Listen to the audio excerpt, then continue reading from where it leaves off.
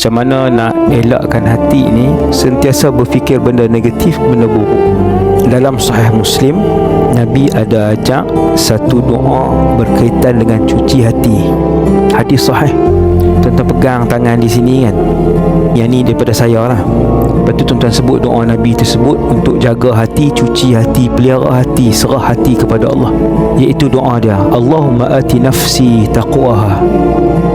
Ya Allah, Kau beri ketakwaan kepada hati ni. Wa zakkiha anta khairu man zakkaha. Ya Allah, cucilah hati ni. Sesungguhnya Engkau yang paling baik menyuci hati, sebaik-baik yang mencuci hati. Anta waliyuha wa maulaha. Engkaulah tuan dan pemilik kepada hati ni. Engkau yang cipta hati ni, Engkau yang tahu sifat hati ni. Kita serah hati kita kepada Allah. Kita minta Allah cuci, kita minta Allah bagi takwa ke hati kita, kemudian kita serah hati ni kepada Allah.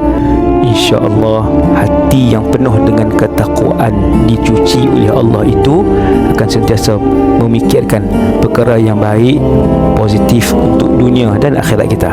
Walhamdulillahirabbil alamin.